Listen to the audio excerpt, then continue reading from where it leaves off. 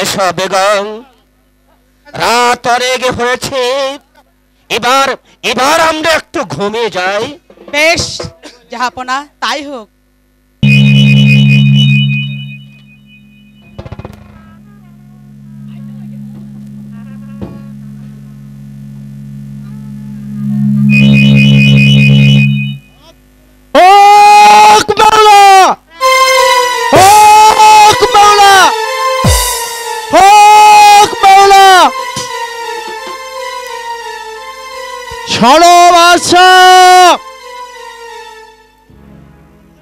তোমরা একটা সন্তানের জন্য বড়ই উন্মাদ হয়েছ, তাই ওই মেহেরবান খোদা তোমাদের দোয়া মঞ্জুর করেছে। পূর্ণিমা রাতে ওই কাটা বন জঙ্গলে গিয়ে বিশ্রাম ভোগ করতে হবে, তাহলে তোমাদের ঘরে একটি পুত্র সন্তান হবে। কিন্তু সাবধান, ওই বিষ ফলের সুগন্ধে নাক নাকানি ছুটে আসে।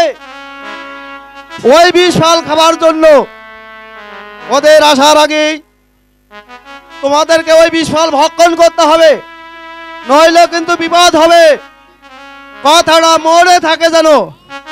হক মাওলা, হক মাওলা, হক মাওলা।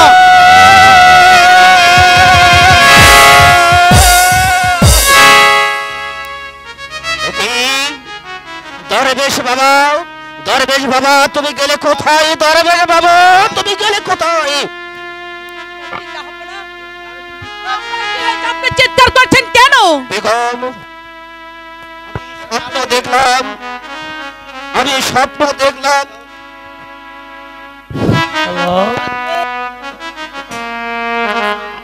হ্যালো, আমি ঘুমের ঘরে স্বপ্ন দেখলাম, এক দরবেশ বাবা আমাকে সে বলে গেল,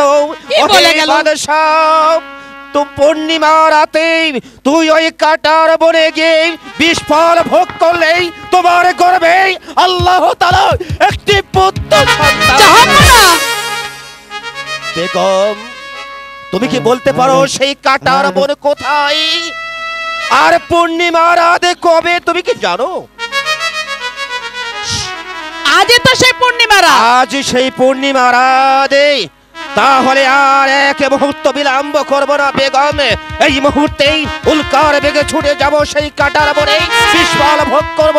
ওই মহান আল্লাহ আমাদের কানে একটি পুত্র সন্তান দেবে, পুত্র সন্তান দেবে।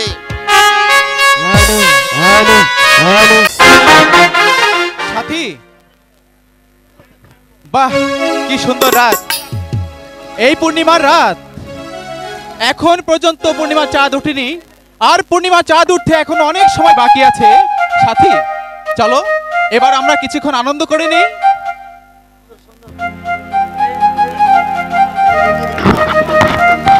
সাথী,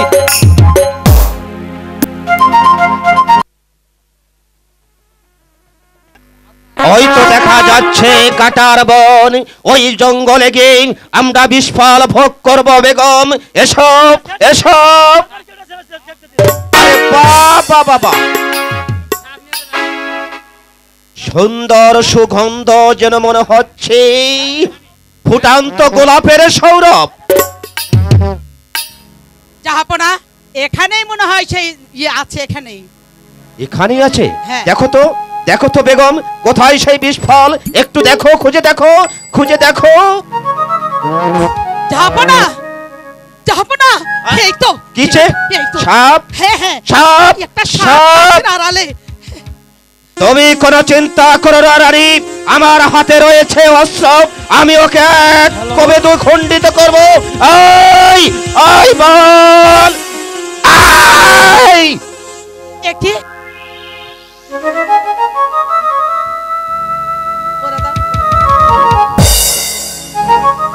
সাপ তো এখন মরে গেছে রানী।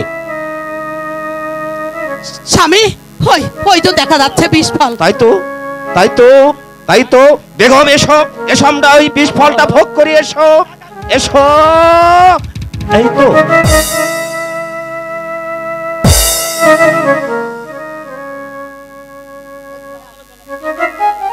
এবার এবার আর বিলম্ব করা যাবে না বেগম, এবার অতি সত্বর আমাদের প্রাসাদে ফিরে যেতে হবে। এসো।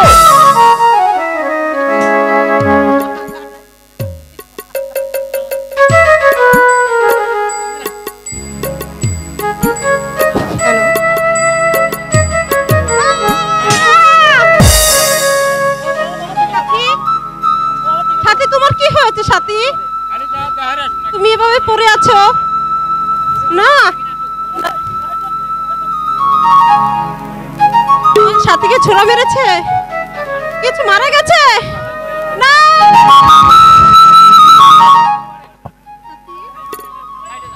তুমি আমাকে এভাবে রেখে কেন চলে গেলে সাথী? রাজা,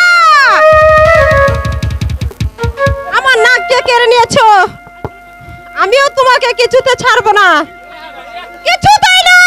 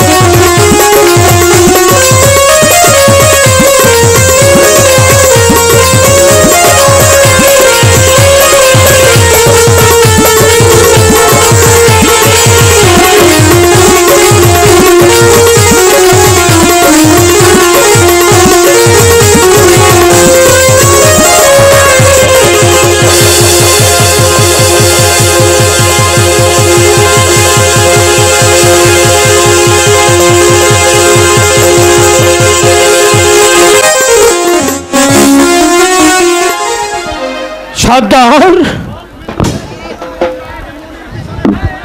তুমি তো এই সারা জীবন এই নাগমণির পিছনে এই ঘুরে ঘুরে নিজেকে শেষ করে দিলে সর্দার। জীবনে তো সুখ শান্তি বলে তুমি কিছুই পেলে না। আমার সুখ তো নাগ সাধনারে বাগা। এই নাগ সাধন করতে গিয়ে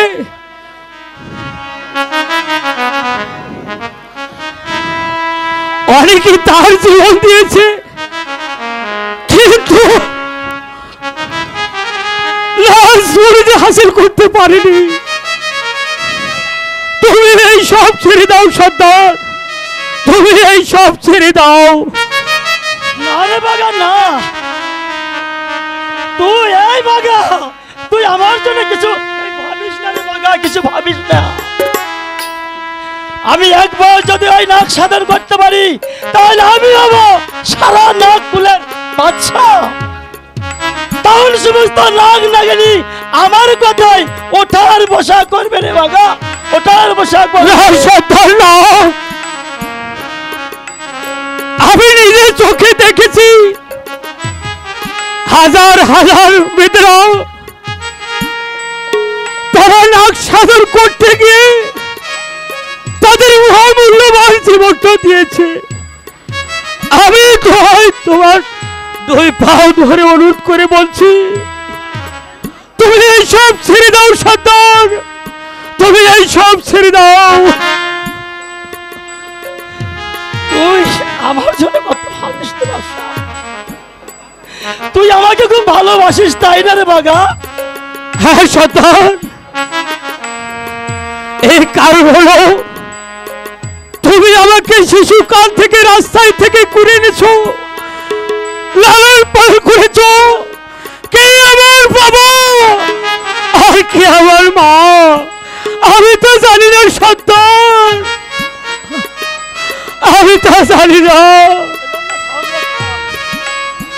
তাই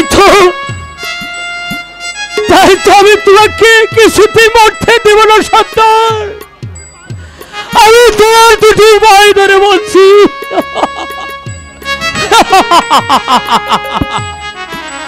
তুমি এইসব ছেড়ে দাও সন্তান, তুমি এইসব ছেড়ে দাও। না না রে বাগা না, আমি এর শেষ দেখে ছাড়বো বাগা, আমি এর সন্তান আমি আবার তোমাকে জবাব করে বলছি, তুমি এইসব ছেড়ে দাও।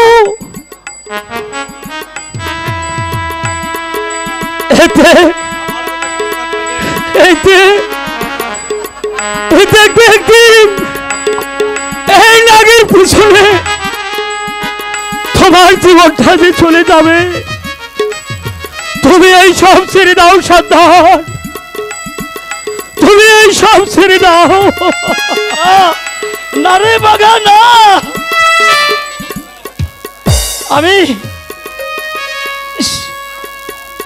আমি নাগ মানে হাসিল করে ছাড়বো রে বাগা। বেশ সন্তান, তুমি তাহলে আমার কথা শুনবে না? তবে চলো তুমি কিছু খাবে। তাই চল বাঘা, তাই চল, তাই চলো সন্তান, তাই চলো, তাই চলো।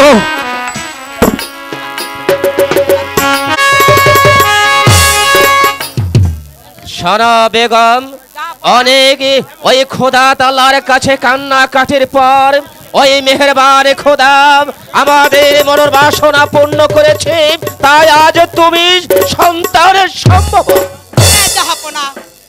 তাই আমি আশা করি আমাদের সন্তান যেন সুস্থ এবং ভালোভাবে এই পৃথিবীতে জন্মগ্রহণ করে। আর সেই জন্য আজ থেকে তোমাকে ভালো ভালো খেতে হবে।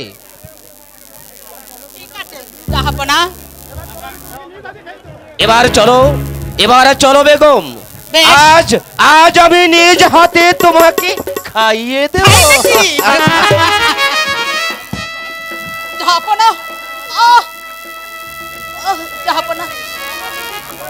আমার মনে হয় আমার সন্তান হবার সময় হয়েছে, আপনি আমাকে শক্ত করে ধরুন। কি বলছো বেগম? তুমি কোনো চিন্তা করো না, তুমি এখানে বসো, দেখি ভালো করে বসো। আমি আর বিলম্ব করব না, এই মুহূর্তে ওই দাইমাকে ডেকে আনছি।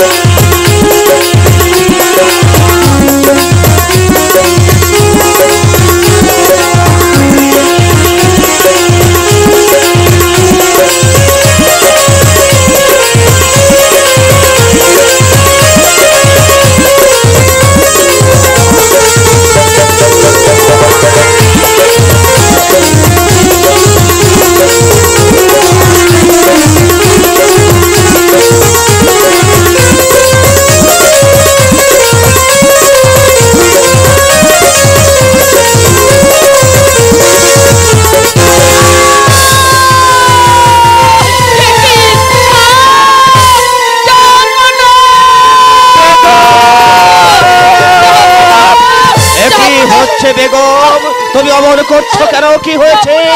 আমাকে সর্বাঘাত করেছে জাহাপনা। ওকে আঘাত করেছে। এখন আমি কি করব? আমি কি করব? আমি যে ভেবেই পাচ্ছি না। জাহাপনা, আমাকে বাঁচান। ঠিক আছে, তুমি একটু বিলম্ব করো। আমি দেখি একজন কবিরাজকে ডাকা যায় কিনা। এই কোথায় সেনাপতি? জাহাপনা, ভীষণ জ্বালা আর আমাকে ডেকেছেন জনাব? সেনাপতি, আমি আপনাকে ডেকেছি। আপনি যান, আমার বেগমকে সাপে দংশন করেছে, তাই আপনি সারা রাজ্যময় ঘোষণা করে দিন, রোজাই বদ্ধ যে যেখানে থাকুক না কেন সবাইকে আমার দরবারে হাজির করুন। তাই হবে জনাব, তাই হবে, যাচ্ছি জনাব। জাহাপনা, আমি আর সইতে পারছি না জাহাপনা। জাহাপনা, আমাকে ধরুন জাহাপনা। তুমি একটু শান্ত হও বেগম, একটু শান্ত হও। আমি তো তোমার পাশেই আছি। আমি এখনই রশি আছি, তোমার পাওটা বেঁধে দিতে হবে। এই কে কোথায় আছিস? একখানা রশি।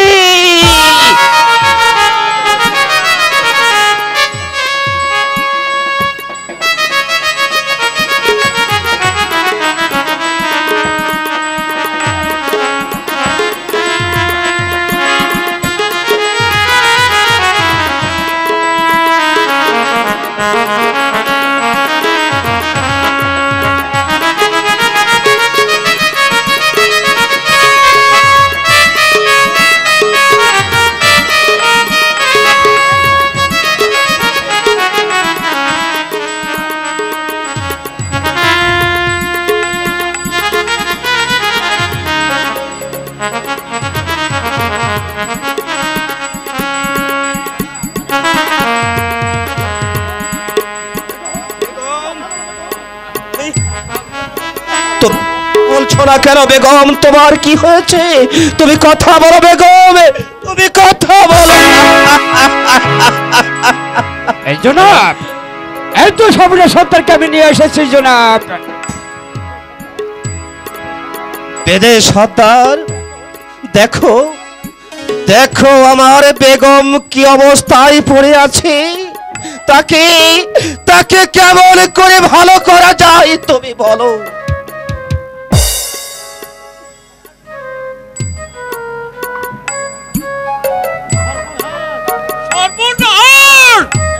যাবো না, এই বিষ কিছুতেই আমি নামাইতে পারবো না। আমি চলি যাবো। দাঁড়াও, তুমি আমার বেগমকে ভালো না করে এখান থেকে কিছুতেই যেতে পারবে না। কিন্তু যাবো না। এই রানীমাকে যে সাপে দংশন করেছে সে তো কোনো সাপ নয়, সে যে হলো বিষ নাগিন। হ্যাঁ, বিষ নাগিন। তাকে এখানে আনতে হলে এই তুফান বিল বাজাতে হবে। আর এই বিল বাজানোর মতো কেউ নাই। তাহলে কি আমার বেগমকে ভালো করা যাবে না? আমার রানী যদি না বাঁচে তাহলে এই সন্তানটার কি উপায় হবে বলো? আমি কেমন করে তাকে বাঁচাবো? এই যে দুধের সন্তান মাকে ছাড়া কেমন করে বাঁচবে বলো? যাবো না। আপনি একটু শান্ত হন। আমি শুনেছি আমাদের বস্তির তাকে একটা সর্দার আছে, সেইটি পারবে সেই তুফান বিল বাজাইতে।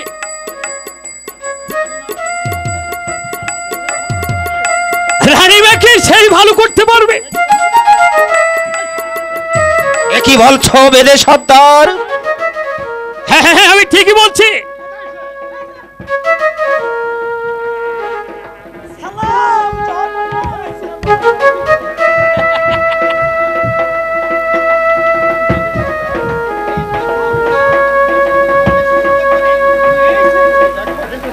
দেখো বেদে সর্দার, তুমি ভালো করে দেখো কিভাবে আমার বেগম নিথুর অবস্থায় পড়ে আছে। তাকে তুমি ভালো দাও।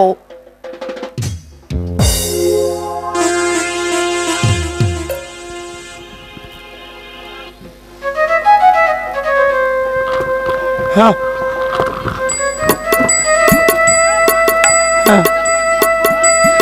সর্বনাশ যাব না, সর্বনাশ। এই বিষ কিছুতেই নামান যাবে না, যাব না। না সর্দার, কেন নামানো যাবে না বলো? তার কারণ রানীমাকে যে সাপে দংশন করেছে সে যে বিষ নাগিন। বিষ যাব না, নাগিন। হ্যাঁ, যাব না, সে যে একটা বিষ নাগিন। আর সেই বিষ মুক্ত করতে হলে তাকে যেখানে আনতে হবে, আর তাকে আনতে হলে যাব না, তার তুফান বিন বাজাতে হবে। আর সেই বিন যে বাজাবে তার যে অনেক বড় মৃত্যুর মৃত্যু বড়। হ্যাঁ, যাব না, মৃত্যু। এই আপনি আমাকে ক্ষমা করুন, যাব না। আপনার না বেদে সর্দার না, তুমি অমন করে বলো না। একের পর এক সবাই যদি চলে যাও তাহলে আমার বেগমকে কে বাঁচাবে আর কে করবে আমার সন্তানকে লালন পালন?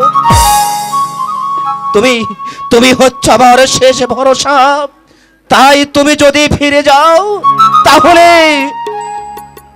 তাহলে যে আমার সন্তানকে বাঁচানো যাবে না। বেদে সন্তান, হ্যাঁ, বলুন জনাব। আমি আমি যদি তোমার ছেলে হতাম তুমি কি পারতে, তুমি কি পারতে আমাকে বিপদের মুখে ফেলে চলে যেতে? বেদে সন্তান, আপনি একটু শান্ত হন, যাব না। আপনি শান্ত হন। আমি আপনাকে কথা দিচ্ছি, আমার শরীরে রক্ত দিয়েও আমি রানীমাকে ভালো করে তুলবো, যাব না। শেষ পর্যন্ত তুমি এই বিষ নামানোর জন্য শিকার হলে তোমাকে মৃত্যুর হাতে আমি ফেলে দিতে পারবো না। মৃত্যু,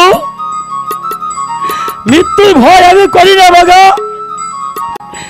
তাই তো আজ শেষ মুহূর্তে, তাই তো আজ আমি শেষ মুহূর্তে তুফান বিন বাজিয়ে রানীমাকে আমি ভালো করে তুলবই সর্দার।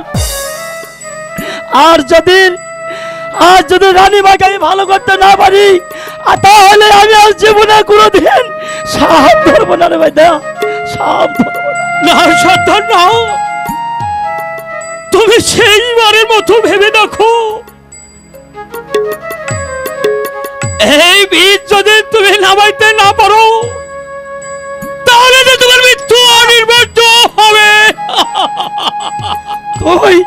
তুই আমাকে নিয়ে কিছু ভাবিস না রে বাঘা।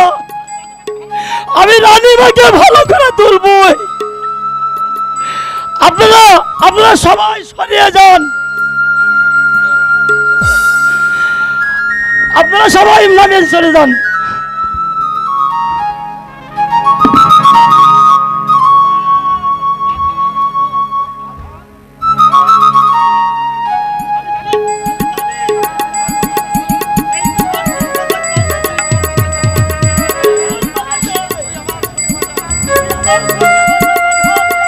ঠিক আছে সন্তান, তুমি যখন মরণের পথে পাও দিছো তখন আর আমি নামিতে পারবো না সন্তান, আমি নামিতে পারবো না।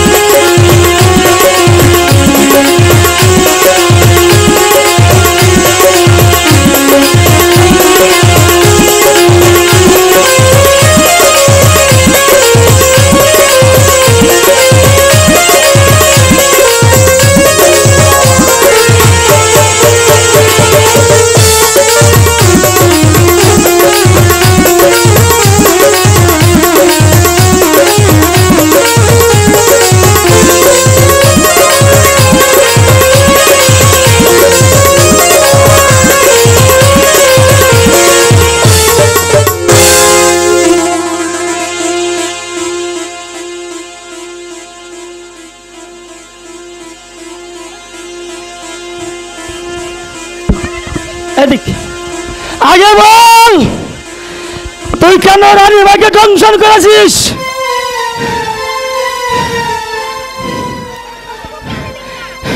বেশ, আমি কৈফিয়ত জানতে চাই নাই, তুই রানীমার বিষ মুক্ত করে দে, নইলে আমি কিছুতেই বিষমুক্ত করব না। তাহলে আমি তোকে অগ্নিবাণ মেরে জ্বালিয়ে পুড়ে তোকে আমি ছারখার করে দেব। সত্য তো হয় লাগে। হ্যাঁ তাহলে তুই এদিক বেশ বাধা।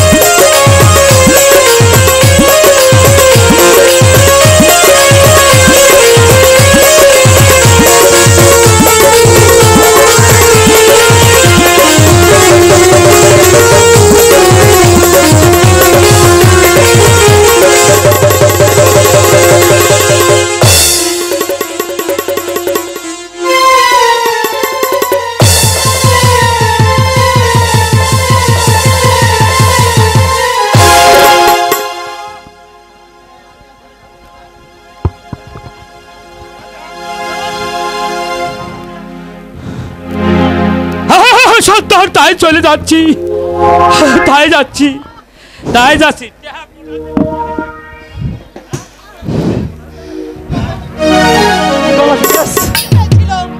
আমার সন্তান কোথায় যাব না?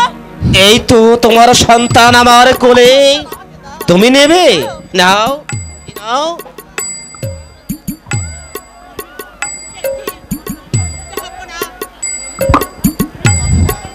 আমার সন্তান নীল হয়ে গেছে কেন? তাই তো দেখি বেদে সর্দার, রঞ্জন আমার সন্তান নীল রং হয়ে যাচ্ছে কেন বলো? দেখো দেখো কেমন নীল রং হয়ে যাচ্ছে। বুঝতে পারছি রানীমার দেহের বিশেষ প্রভাব ওই বাচ্চার গায়ে বইতেছে জনাব। এখন কি করা যাবে বলো বলো বেদে সর্দার, তুমি বলো। আবার ছেলের যদি এমন নীল রং হয়ে যায়, তাহলে আমার রাজ্যের সমস্ত প্রজা, আমার একমাত্র রাজবংশের প্রদীপ, ওকে দেখে যে ঘৃণাই মুখ ফিরিয়ে নেবে। তুমি তুমি ওকে ভালো করে দাও। দাঁড়ান,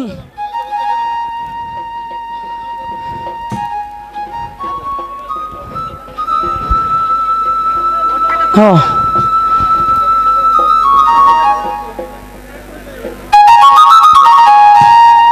আরামারি ঝাড়ামারি বাটকে মাছের দয়ের পানি অর্প দিয়া টাইনা আনি, বগলে আগে সেরা বেড়া কুত্তা আগে দই, আমি একটু ঝাড়া জানি নাক নাগানির পিঠে সই।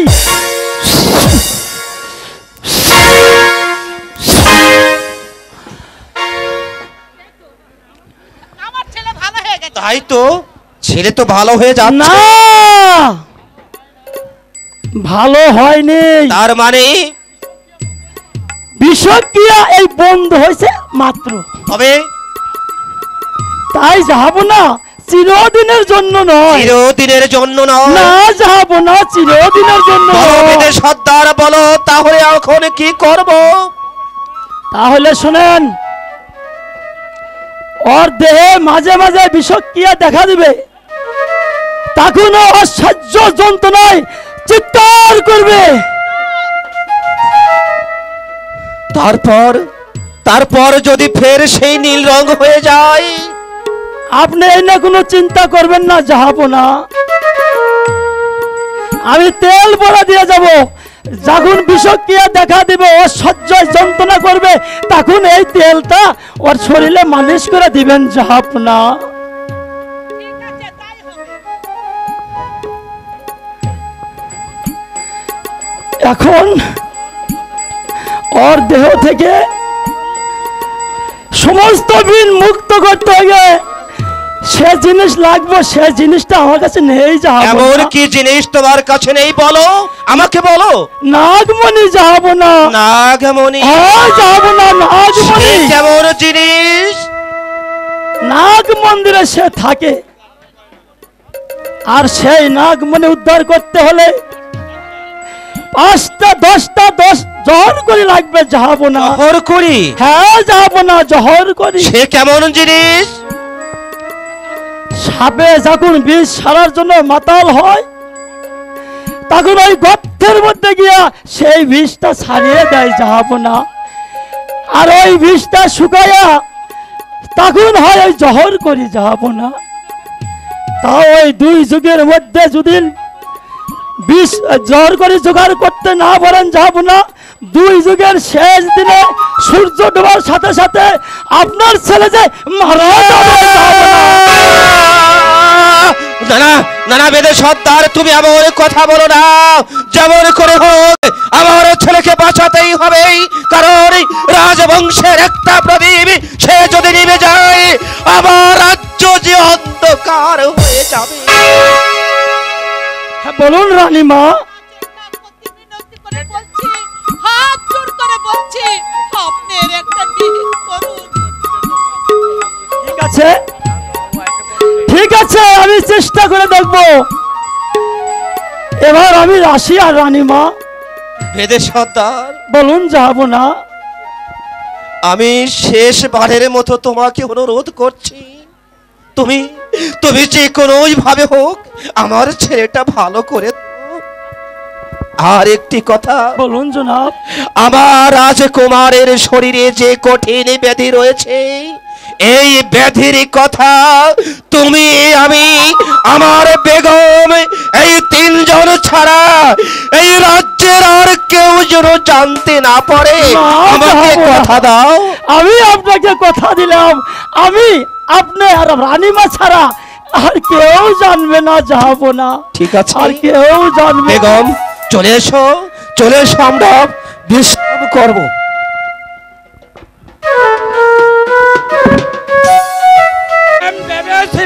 ভেবেছিলাম রানীমাকে সাপে কেটেছে, সে আর কোনোদিন বাঁচবে না। রানী যখন মারা যাবে, রাজা তখন রানীর জন্য পাগল হয়ে যাবে। আর ঠিক তখন